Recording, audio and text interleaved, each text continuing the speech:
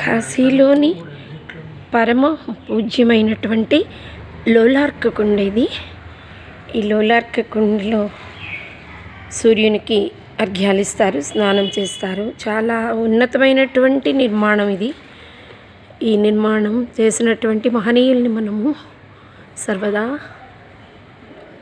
ఇక్కడ అందరూ స్నానం చేసి బట్టలు స్నానం చేసినవి వదిలేయాలని ఒక సిద్ధాంతం పెట్టుకొని, అదిగో గంగమ్మ తల్లి అది అలా వదిలేస్తూ ఉన్న బట్టలు మేటులు ఇక్కడ ఉన్నాయి చూడండి. 4 వైపులా ఇదే విధంగా మనకి అమ్మవార్లు గంగమ్మ తల్లి ఆలయాలవి. మరియు ఇక్కడికి దిగి రావడానికి ఎన్ని మెట్లు దిగి రావాలో చూడండి.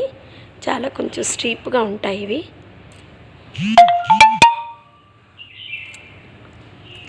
చెప్పాను కదా ఇప్పుడే బట్టల గురించి. అది కానీ మన వాళ్ళు ఏంటంటే ఒకళ్ళు ఒకటి చెప్పగానే అందరూ అదే అనుసరిస్తూ ఉంటాము.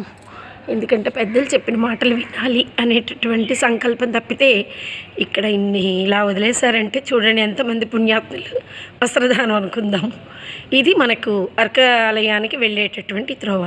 ఈ త్రోవలో నుంచి ఈ మెట్లన్నీ దిగి మనం ఇక్కడికి వచ్చి ఈ స్వామిని మనం దర్శించుకొని ఇక్కడ స్నానాలు చేస్తాము.